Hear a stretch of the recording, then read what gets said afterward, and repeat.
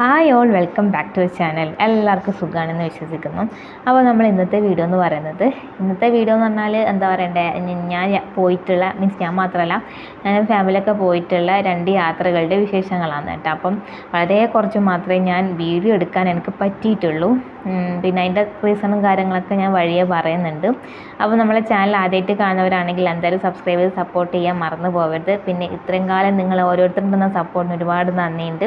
അപ്പോൾ നമ്മളെ ചാനലിലെ വീഡിയോ കാണുന്നതിന് മുന്നേ ഒന്ന് ലൈക്ക് ചെയ്യാൻ മറന്നു പോകരുത്. പിന്നെ നിങ്ങളുടെ അഭിപ്രായങ്ങൾ കമൻറ്റ് ചെയ്യാനും കൂടി മറക്കരുത്. അപ്പോൾ നമുക്ക് വീഡിയോയിലേക്ക് കിടക്കാം.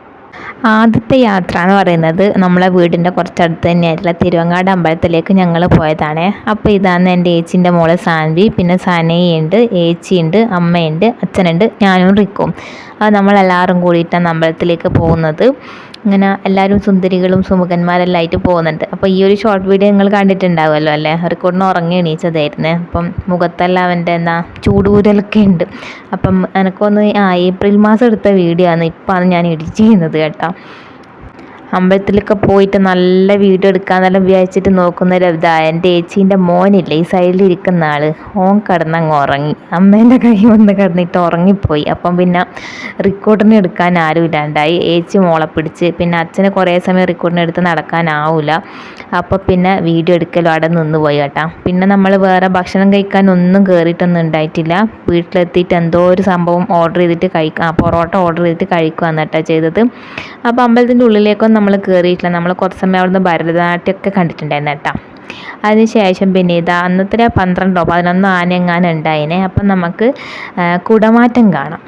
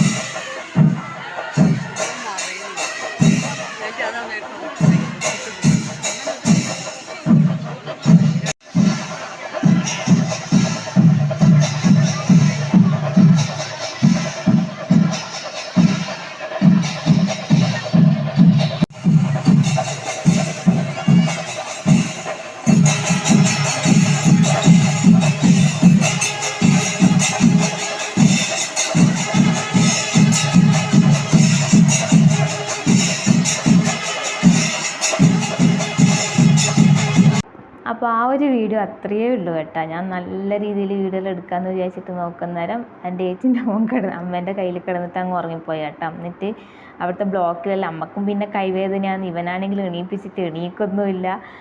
ലാസ്റ്റ് നമ്മൾ എന്തായാലും 3 ബലൂണും വാങ്ങിയിട്ട് അവിടുന്ന് ഒറ്റ തിരിച്ച് വരുത്തന്നെ വീട്ടിലേക്ക് കേട്ടോ. അപ്പം ഇനി രണ്ടാമത്തെ വീഡിയോ എന്ന് പറയുന്നത് എൻ്റെ അമ്മേൻ്റെ ഏച്ചീൻ്റെ മോൻ്റെ വീട്ടുകൂടലുണ്ടായിരുന്നു. വീട്ടുകൂടൽ എന്ന് പറഞ്ഞാൽ പുതിയ ഗൃഹപ്രവേശം എന്നെല്ലാം പറയില്ല, അതാണ് സംഭവം. അപ്പം എൻ്റെ നാട്ടിൽ അങ്ങനെയാണ് പറയാം. അപ്പോൾ അവിടേക്ക് നമ്മൾ പോയതായിരുന്നു കേട്ടോ. ഞാൻ 100 വട്ടം ആലോചിച്ച് ചിന്തിച്ചിട്ടാണ് പോണോ വേണ്ടിയോ. കാരണം അതിന് ശേഷം പിന്നെ ഞാൻ ഇങ്ങനത്തെ എന്താ പറയുക ഉത്സവത്തിന് ഇതിനെല്ലാം പോയിട്ടുണ്ട്. കാരണം റിക്കോർഡിന് എനിക്ക് അതെല്ലാം കാണിച്ചു കൊടുക്കാൻ എൻ്റെ ആഗ്രഹമാണ്. അങ്ങനെ ഓനും കണ്ടിട്ടാകുമ്പോൾ ഭയങ്കര അതിശയം കാര്യങ്ങളൊക്കെ ആയിരിക്കും. അപ്പോൾ അതിങ്ങനെ ഞാൻ പോക്കുന്നുണ്ട്. അല്ലാണ്ട് വേറെ എന്താ പറയുക ഈ വിശേഷം കാര്യങ്ങളായിട്ടൊന്നും ഞാൻ ഇതുവരെ പോയിട്ടൊന്നുമില്ല. അപ്പം ഞാനും വിചാരിച്ചു ഇങ്ങനെ ഇരുന്നിട്ടെന്നാ കാര്യം, എല്ലാവരും ഒന്നിച്ചും പോകുന്നത് തന്നെയല്ലേ നല്ലതെന്ന് കരുതിയിട്ടാണ് എൻ്റെ വീട്ടുകാരെല്ലാം ഒന്നിച്ചിട്ട് പോയിട്ടുണ്ടായത് കേട്ടോ. അപ്പം അതിൻ്റെ ചെറിയൊരു വീഡിയോ ആണ്. അപ്പം വീഡിയോ ഒന്ന് കണ്ടു നോക്കുക. അതിൻ്റെ അവസാനം ഞാൻ കുറച്ച് കാര്യങ്ങൾ പറയുന്നുണ്ട്, അതും കൂടി നിങ്ങൾ കേൾക്കാൻ മറന്നു പോയത് കേട്ടോ. അപ്പം മലപ്പുറത്തായിരുന്നു പരിപാടി. പിന്നെ ഒരു ദിവസത്തേക്കാണെങ്കിലും കുട്ടികളിലുണ്ടാകുമ്പോൾ ആവശ്യത്തിന് സാധനം എടുക്കണമല്ലോ. അപ്പം കഴിഞ്ഞ പ്രാവശ്യം നീർനാണ്ട വീട്ടിൽ നിന്ന് വന്നതിന് ശേഷം ആ ബാഗ് അതുപോലെ തന്നെ വെച്ചിട്ടായിരുന്നു ഉണ്ടായിരുന്നത്. അതിൽ നിന്ന് കുറച്ച് സാധനമെല്ലാം മാറ്റി വെച്ചു. പിന്നെ എൻ്റെ ഒരു ഡ്രസ്സും വെച്ചു. റിക്കോട്ടൻ്റെ ഒരു 3-4 ജോഡി ഡ്രസ്സ് വെക്കുന്നുണ്ട്. വേറെ ഒന്നല്ല, അഥവാ ഛർദിയും കാര്യങ്ങളൊക്കെ ഉണ്ടായിട്ടുണ്ടെങ്കിൽ എല്ലാവർക്കും മൊത്തത്തിൽ മാറ്റേണ്ടി വരുമല്ലോ, അതുകൊണ്ടാണ് കേട്ടോ. അങ്ങനെ ഞാൻ ഓരോ സാധനങ്ങളെല്ലാം ഞാൻ തലേന്ന് തന്നെ എല്ലാം എടുത്ത് വെക്കാമെന്ന് കേട്ടോ. ലാസ്റ്റ് മിനിറ്റ് റഷ് വേണ്ടാന്ന് വെച്ചിട്ട്. അപ്പം ഇടയ്ക്കിടയ്ക്ക് കറണ്ട് പോവുകയും വരികയും എല്ലാം ചെയ്യുന്നുണ്ട്. പിന്നെ വെറ്റ് പൈപ്പ്സ് വെച്ചിട്ടുണ്ടായിരുന്നു. രാവിലെ പോകുന്നതല്ലേ, അപ്പം 1-2 പ്രാഥമിക കൃത്യങ്ങളൊന്നും നടന്നിട്ടില്ലെങ്കിൽ പിന്നെ എന്തായാലും കൂടുതൽ ആവശ്യം വരുമല്ലോ എന്ന് വിചാരിച്ചിട്ട് എടുത്തതാണ് കേട്ടോ. പിന്നെ ഈ ഒരു ചുരിദാറാണ് ഞാൻ ഇടാൻ പോകുന്നത്. ഇത് കോട്ടൻ്റെ ചുരിദാറാണ് കേട്ടോ. നല്ല കംഫർട്ടബിളായിരുന്നു. അങ്ങനെ അത് ഇസ്തിരിയെല്ലാം ഇണ്ടിട്ട് അവിടെ വെച്ചിട്ടുണ്ട്. ഇടയ്ക്കിടയ്ക്ക് കറണ്ട് പോകുന്നതുകൊണ്ട് തന്നെ തലേന്ന് തന്നെ വേഗം ഇട്ട് വെക്കാമെന്ന് വിചാരിച്ചതാണ്. പിന്നെ അപ്പോൾ കറണ്ട് വന്നു. പിന്നെന്താ, റിക്കൂട്ടൻ്റെ പാമ്പേഴ്സ്, അതുപോലെ വേറെ എന്തായിരുന്നു, റിക്കൂട്ടൻ്റെ ഒരു 3-4 ജോഡി ഡ്രസ്സെങ്കിലും എടുത്തിട്ടുണ്ടാകും കേട്ടോ. അപ്പം ഞാൻ ആദ്യം ഓന് ഈ ഒരു ഡ്രസ്സ് ഇട്ട് കൊടുക്കാമെന്നായിരുന്നു വിചാരിച്ചത്. അങ്ങനെ അത് അവിടെ മാറ്റി വെച്ച്. പിന്നെ രാത്രിക്ക് നോക്കുന്ന ഒരു അമ്മ പറഞ്ഞു, ഈ വെള്ളം എന്തിനാ എപ്പോൾ ഇട്ട് കൊടുക്കുന്നതെന്ന് പറഞ്ഞിട്ട് എന്താ പറയണ്ടേ, അത് പിന്നെ ഇട്ട് കൊടുത്തിട്ടില്ല കേട്ടോ. പിന്നെന്താ, പിന്നെ ഇങ്ങനെ ഓരോ തുണിയും കാര്യങ്ങൾ, പിന്നെ റിക്കൂട്ടൻ്റെ സോക്സ്. അപ്പോൾ 2 ജോഡി സോക്സെല്ലാം എടുത്ത് വെക്കുന്നുണ്ട്, പോകുമ്പോൾ ഒന്ന് ഇട്ട് കൊടുക്കാനും പിന്നെ ഒന്ന് അഥവാ അവിടെ മണ്ണെല്ലാം ആയിട്ടുണ്ടെങ്കിൽ ഒന്നുകൂടി ഇട്ട് കൊടുക്കാൻ വിചാരിച്ചിട്ടാണ്. അപ്പം തൽക്കാലം ഇത്ര മാത്രമേ വെക്കുന്നുള്ളൂ. പിന്നെ അത് കഴിഞ്ഞിട്ട് അമ്മേൻ്റെ സാരിയും കാര്യങ്ങളൊക്കെ വെച്ചിട്ടുണ്ടായിരുന്നു കേട്ടോ. അപ്പം ഇങ്ങനെ ഈ 2 ഡ്രസ്സും മറ്റേ 2 ഡ്രസ്സും, അതിലൊന്ന് റിക്കോർഡിനും പോകുമ്പോൾ ഇട്ടതാണ്, അത് നിങ്ങൾ വഴിയെ കാണും. പിന്നെ ഈ 2 ഡ്രസ്സുമാണ് എടുത്തിട്ടുള്ളത്. ഇത് രണ്ടും റിക്കോർഡിൻ്റെ വിഷുവിന് റിക്കോർഡിൻ്റെ മൂത്തച്ഛനും പാപ്പനും വാങ്ങിക്കൊടുത്തതാണ് കേട്ടോ. പിന്നെ ഞാൻ എൻ്റെ കോട്ടൺ ഷോളായതുകൊണ്ട് തന്നെ എങ്ങനെ ഇടണ്ടെന്നുള്ള ഇങ്ങനെ നോക്കി വെക്കുവാണ്. അപ്പം ഞാൻ ഇങ്ങനെ ഇടാമെന്ന് വിചാരിച്ചിട്ട് പിന്നെല്ലാം ചെയ്ത് വെക്കുവാണ്. അപ്പോൾ റിക്കോർഡിന് അലമാരീൻ്റെ അടുത്തുനിന്ന് മാറുന്നുണ്ടായിട്ടില്ല, കണ്ണാടി ഇങ്ങനെ ആട്ടി കളിക്കുന്നതായിരുന്നു. പിന്നെ റിക്കോർഡിന് കളിക്കുന്ന സാധനം വെക്കാൻ വണ്ടി എന്നെല്ലാം കുഴപ്പമാക്കിയല്ലോ എന്ന് വിചാരിച്ചിട്ട് ഇതാ ഈ ഒരു ആനക്കുട്ടനെ എടുക്കുന്നുണ്ട്. അതിൻ്റെ ഡ്രമ്മെല്ലാം പൊട്ടിച്ചിട്ടുണ്ട് കേട്ടോ. പിന്നെ എൻ്റെ മേക്കപ്പ് സാധനങ്ങളെല്ലാം എടുത്തിട്ട് അവിടെ മേശയിലൊക്കെ ആയിട്ട് വെക്കുന്നുണ്ട്. റിക്കോർഡിൻ്റെ പുതിയ ഷൂ ആണ് ഇത്. അവൻ്റെ ഷൂ എടുത്ത് ഞാൻ ഇതിൻ്റെ വീട്ടിൽ നിന്ന് എൻ്റെ വീട്ടിലേക്ക് വരുന്നേരം എടുക്കാൻ മറന്നുപോയി കേട്ടോ. വണ്ടിയിൽ തന്നെ ആയിപ്പോയി. അങ്ങനെ വേറൊന്ന് വാങ്ങുകയാണ് ചെയ്തത്. പിന്നെ നമ്മളെ പിള്ളേർക്കെല്ലാം കഴിക്കാൻ വേണ്ടിയിട്ട് ലേസും ബിസ്ക്കറ്റും എല്ലാം എടുത്തിട്ടാണ് നമ്മൾ പോകുന്നത്. അങ്ങനെ ഇതാ പിറ്റേന്ന് രാവിലെയായി. നമ്മൾ സുന്ദരിയും സുമുഖനും എല്ലാം ആയിട്ട് നിൽക്കുന്നുണ്ട്.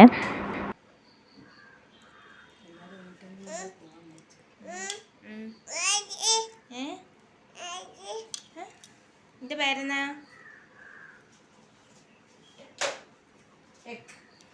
ഗൗരവത്തില.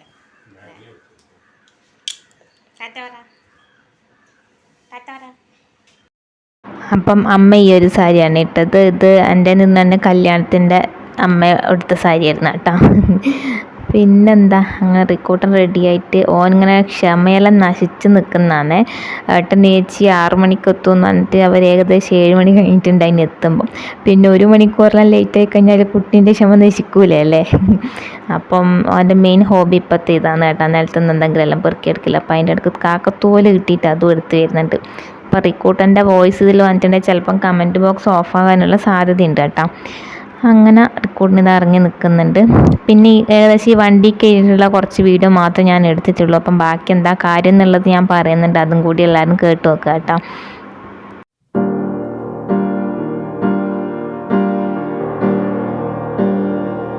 ഇത്ര മാത്രമേ ഞാൻ വീഡിയോ എടുത്തിട്ടുള്ളൂ. പിന്നെ അതിന് ശേഷം എന്ന് പറഞ്ഞാൽ എന്താ, ആ ഒരു കണ്ണൂർ നമ്മൾ ആ കോഴിക്കോട് റൂട്ട്, പിന്നെ നമ്മൾ തൃശ്ശൂർ പോയത്, പാലക്കാട് പോയത് ഒക്കെ ഞാൻ നിന്നിട്ടും ആ ഒരു വഴി കൂടെ തന്നെയാണ്. പിന്നെയെന്ന് പറഞ്ഞാൽ വണ്ടിയിൽ നിന്നിട്ട് മൊത്തം ഓർമ്മകളായിരുന്നു കേട്ടോ. ഓർമ്മകളിൽ നിന്നെല്ലാം പറഞ്ഞിട്ടുണ്ടെങ്കിൽ റിക്ക് വണ്ടിയിൽ നിന്ന് എൻ്റെ ഏട്ടൻ്റെ മടിയിലായിട്ട് ഇരുട്ടുണ്ടായിരുന്നു. അപ്പം അവിടെ ഏകദേശം ആ വീട് എത്തുന്നതിൻ്റെ കുറച്ച് മുന്നേ വരെ ഓൻ ഏട്ടൻ്റെ മടിയിൽ കിടന്നിട്ട് ഉറങ്ങുകയാണ് ചെയ്തത്.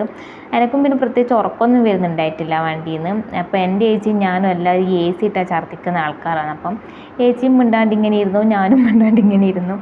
അപ്പം നോക്കുമ്പോൾ പോകുന്ന വഴി മുഴുവൻ എന്ന് പറഞ്ഞ പോലെ എന്താ പറയണ്ടേ, നമ്മൾ പണ്ട് കയറിയിട്ട് കഴിച്ച തട്ടുകടകൾ ചിലതൊക്കെ അവിടെ തന്നെ ഉണ്ട്, ചിലതൊന്നുമില്ല. പിന്നെ അതുപോലെ തന്നെ നമ്മൾ പൊതുവേ ഇങ്ങനെ ടൂറെല്ലാം പോകുന്ന സമയത്താണെങ്കിലും ചിലപ്പം നമ്മൾ ഫുഡ് വീട്ടിൽ നിന്ന് എടുക്കും. ഈ പൊതിച്ചോറെല്ലാം പൊതിഞ്ഞ് കിട്ടിയിട്ട് പോയിട്ട് ഏതെങ്കിലും ഒരു സ്ഥലത്ത് വണ്ടി നിർത്തിയിട്ട് നമ്മൾ കഴിക്കുകയോ ചെയ്യുക. അപ്പോൾ ആ കോഴിക്കോട് എന്താ ബൈപ്പാസിൻ്റെ അതിൻ്റെ സൈഡിൽ ഈ ലോറിയെല്ലാം നിർത്തിയിരുന്ന കുറേ സ്ഥലമുണ്ട്. അപ്പോൾ അവിടെ നമ്മളും വണ്ടി സൈഡാക്കിയിട്ട് നിന്നിട്ട് ഭക്ഷണമൊക്കെ കഴിച്ചിട്ടുണ്ടായിരുന്നു. അപ്പം അങ്ങനത്തെ ഓർമ്മകൾ. പിന്നെന്താ പറയണ്ടേ, ഓർമ്മകളുടെ കൂമ്പാരം തന്നെ പറയാം.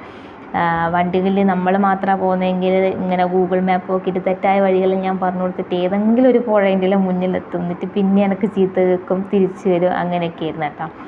അപ്പം അങ്ങനെ പിന്നെ എനിക്കെന്തോ വീഡിയോ എടുക്കാനോ അങ്ങനെയൊന്നും എനിക്ക് തോന്നിയിട്ടില്ല.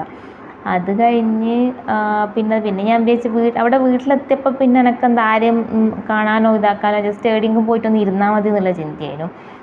പിന്നെ എല്ലാവരോടും മിണ്ടി സംസാരിക്കുകയൊക്കെ ചെയ്ത് അങ്ങനെ പിന്നെ അവിടുന്ന് നോക്കുന്നേരം ചില റിലേറ്റീവ്സ് തന്നെ എന്നോട് ഇങ്ങനെ ചോദിക്കുന്നുണ്ടായിരുന്നു, പിന്നെ ജോലിയെല്ലായോ അങ്ങനെ ഇങ്ങനെ. സത്യം പറഞ്ഞാൽ നമ്മളൊന്ന് മൈൻഡ് ഫ്രഷ് ആവാനും എന്താ ചെറുതായിട്ടൊന്ന് വീട്ടിൽ തന്നെ ഇരുന്ന് മടുത്തിട്ട് അങ്ങനെയൊക്കെ ആയിരിക്കും പോകുന്നുണ്ടാവും. എല്ലാവരെയും കാണാമല്ലോ, അങ്ങനെയെല്ലാം നമുക്കും ആഗ്രഹങ്ങളുണ്ടാവുമല്ലോ, അങ്ങനെ പോയതായിരുന്നു. പക്ഷേങ്കിൽ ചില ആൾക്കാരെ വർത്താനമൊക്കെ കേൾക്കുമ്പോൾ നമ്മൾ തന്നെ വിചാരിക്കും പോകേണ്ടിയിരുന്നില്ല. സത്യം പറഞ്ഞാൽ അവിടുന്ന് തിരിച്ച് വരുമ്പോൾ ഞാൻ വിചാരിച്ചു ഇനി ഒരു പരിപാടിക്കും ഞാൻ എവിടേക്കും ഇല്ല. ഞാൻ മനസ്സിൽ വിചാരിച്ചതായിരുന്നു, എങ്ങോട്ടേക്കും ഇനിയില്ല, ആരെ കൂടി ഞാനും ഇല്ലയെന്ന്. എന്നിട്ട് പിന്നെന്താ ഇങ്ങനെ മെയിനായിട്ടുള്ള ചോദ്യം ഇത് തന്നെയാണ്, മോനെ ഒന്ന് മാത്രം നോക്കിയാൽ മതിയാ, മോൻ്റെ ജീവിതം മാത്രം പോയല്ലോ, നിനക്കൊരു ജീവിതം വേണ്ടേ. സത്യം പറഞ്ഞാൽ അത് കേൾക്കുമ്പോൾ തന്നെ ദേഷ്യം വരും. പിന്നെ നമ്മളെ മുതിർന്നവർ നമ്മളോട് പറയുമ്പോൾ അതിനെ എതിർത്ത് വരെ ഞാൻ ഇതുവരെ പഠിച്ചിട്ടില്ല. അപ്പോൾ അതുകൊണ്ട് മിണ്ടാണ്ട് നിന്ന് മാത്രമാണ്. പിന്നെ സത്യം പറഞ്ഞാൽ ഭയങ്കര വിഷമം തന്നെ. അല്ലാണ്ട് എത്രയോ ആൾക്കാർ പണ്ടെല്ലാം നമ്മളെ കാണുന്ന പോലെ തന്നെ സംസാരിച്ച് മിണ്ടി ചിരിച്ച് കഴിച്ച് നമ്മൾ ഫോട്ടോസൊക്കെ എടുത്ത് പോയ ഒരുപാട് ആൾക്കാരുണ്ട്. ഈ ചില ആൾക്കാരാണ് ഇതിങ്ങനെ എന്താ പറയുക, ചിലപ്പോൾ നല്ലതിന് വേണ്ടിയിട്ട് തന്നെ പറയുന്നതായിരിക്കാം, പക്ഷെ കേൾക്കുമ്പോൾ നമുക്ക് ഭയങ്കര വിഷമമാണെന്നുള്ളത് ഇവർക്ക് മനസ്സിലാവില്ല. അപ്പോൾ അന്നേരം ഞാൻ സത്യം പറഞ്ഞ് ചിന്തിച്ചത് വെറുതെ അല്ല എന്നെ പോലെയുള്ളവരൊന്നും എവിടെയും പോവാത്തത്. അപ്പോൾ പിന്നെ അതിനുശേഷം ഞാൻ പിന്നെ കഴിഞ്ഞ ആഴ്ച ഒരു വീട്ടിൽ കൂടുതൽ പോയിട്ടുണ്ടായിരുന്നു കേട്ടോ. എൻ്റെ അച്ഛൻ്റെ പെങ്ങളെ മോളെ വീട്ടിൽ കൂടുതൽ അങ്ങനെ വലിയ പ്രശ്നം കാര്യങ്ങൾ എനിക്കൊന്നും ഉണ്ടായിട്ടില്ല. അപ്പോൾ ഞാൻ വിചാരിക്കുന്നുണ്ട് എനിക്ക് തോന്നുന്ന സ്ഥലത്തേക്ക് ഞാൻ പോകും വിക്കുനെയും കൂട്ടിയിട്ട്. ഓനും വേണ്ടേ ഒരു എന്താ പുറത്തേക്ക് പോയിട്ട് ചെറിയൊരു പരിചയം, വീട്ടിൽ തന്നെ നിന്ന് കഴിഞ്ഞാൽ എന്താ പറയുക ഓനും ബോറടിക്കൂലേ. അപ്പോൾ പിന്നെ നമ്മളെ കൂട്ടിയിട്ട് പോകുന്നതും എല്ലാം ചെയ്യുന്നതും എല്ലാം എൻ്റെ ഏട്ടൻ തന്നെയാണ് കേട്ടോ. അപ്പം എന്താ പറയുക ഇവന് ഏട്ടനെ ഭയങ്കര ഇഷ്ടമാണ്, മൂത്തച്ചാന്ന് വിളിച്ചിട്ട് നിൽക്കുകയും ചെയ്യും. അപ്പം അങ്ങനെ പോയതായിരുന്നു. പിന്നെ ഞാൻ പറഞ്ഞില്ല അങ്ങ് വണ്ടിയിൽ നിന്ന് തിരിച്ചു പോകുമ്പോൾ പിന്നെ വീഡിയോ എടുക്കാനുള്ള മൂഡ് ഒന്നും ഉണ്ടായിട്ടില്ല, ഇനി പോവുകയില്ല എന്ന് തന്നെ വിചാരിച്ചതാണ്. പിന്നെ കുറേ ആൾക്കാരെല്ലാം ഞാൻ നേരത്തെ പറഞ്ഞത് നല്ലതിന് വേണ്ടിയിട്ട് പറയുന്നത് തന്നെ ആയിരിക്കും, പക്ഷെ നമ്മളെ മാനസികാവസ്ഥയൊന്നും ആരും മനസ്സിലാക്കൂല. ഒരു കൊല്ലമായില്ലേ 2 കൊല്ലമായില്ലേ ഇനിയിപ്പോൾ എന്തെന്നാ വേറെ കല്യാണം കഴിച്ചുകൂടെ, ഇതെല്ലാം കേൾക്കുമ്പോൾ ഉദ്ദേശിച്ചില്ല, എനിക്ക് പറയുമ്പോൾ തന്നെ എന്തോ ആണ്. അപ്പോൾ പിന്നെ ഞാൻ മാത്രമൊന്നുമല്ല, ഞാനിത് ഇൻസ്റ്റയിൽ തന്നെ എഴുതിയിട്ട സമയത്ത് കുറേ പേര് എനിക്ക് മെസ്സേജ് അയച്ചിട്ടുണ്ടായിരുന്നു, സെയിം സിറ്റുവേഷനാണ് നമുക്കും. എന്താ പറയുക കല്യാണത്തിന് പോയിട്ട് തിരിച്ച് വന്ന് ഞാൻ ഇവിടെ സൈഡിൽ ഞാൻ കൊടുക്കുക അവരെനിക്ക് അയച്ച മെസ്സേജ്. അപ്പം പിന്നെ ചിന്തിക്കുമ്പോൾ എനിക്ക് മാത്രമൊന്നുമല്ല ഇങ്ങനത്തെ ചിന്തകളൊന്നും ഉണ്ടാകുന്നത്, നമ്മളെപ്പോലെയുള്ള ഏകദേശം ഭൂരിഭാഗം ആൾക്കാർക്കും ഏകദേശം ഇത് തന്നെയാണ് അവസ്ഥ. പിന്നെന്താ, അപ്പോൾ കൂടുതലൊന്നും ഞാൻ പറയാൻ ആഗ്രഹിക്കുന്നില്ല. അപ്പം നാളെ നമ്മളെ യൂട്യൂബ് തുടങ്ങിയിട്ട് 1 വർഷമാവുമെന്ന് കേട്ടോ. അപ്പോൾ അതിൻ്റെ ഒരു നല്ല വീഡിയോ വരുന്നുണ്ട്, അതിന് വേണ്ടിയിട്ട് എല്ലാവരും കാത്തു നിൽക്കുക. പിന്നെ കുറേ പേര് ISSTൻ്റെ കാര്യങ്ങളൊക്കെ ചോദിക്കുന്നുണ്ടായിരുന്നു. അപ്പോൾ അതിൻ്റെ ഒരു വീഡിയോ ഞാൻ ഏകദേശം ഒരു 3-4 വീഡിയോസ് ചെയ്തിട്ടുണ്ട്, ഒരു വീഡിയോയും കൂടി ഞാൻ ചെയ്യാമെന്ന് വിചാരിക്കുന്നുണ്ട്. അപ്പോൾ എല്ലാവരും വീഡിയോന് വേണ്ടിയിട്ട് വെയിറ്റ് ചെയ്യുക കേട്ടോ. So thank you for watching.